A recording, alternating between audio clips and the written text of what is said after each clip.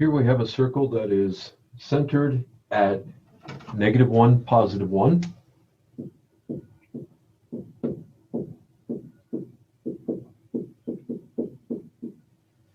And the radius is 2.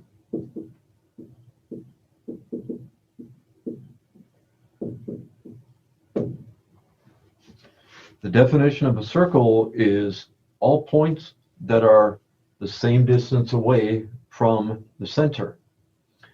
And we could take this point right here in the Cartesian plane, talk about the distance by, as shown in another recent video, making vertical and horizontal line segments to form a right triangle. That would give us that hypotenuse with a side length of 2. So if, again, just like with the distance formula being compared to the Pythagorean theorem, we have that same comparison again. From this point to take its x coordinate, this point here, its horizontal distance from the x coordinate would be x minus -1, which gets rewritten as x plus 1. And that same point, its vertical distance from the center, we would take its y coordinate and subtract the y coordinate of the center.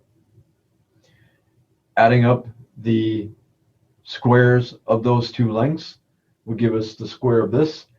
Not only is that the hypotenuse of the triangle, but it is also the radius of the circle.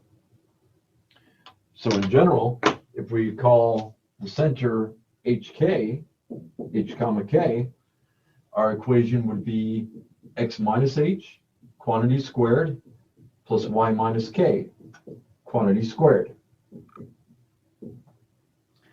And just to show that a little bit more dynamically, here's a graph where the center is 3, -2, with a radius of 4, because 4 squared is 16. And we can watch on the top half here, a point on the circle, moving around the circle, and look at the right triangles that would be formed as we move around.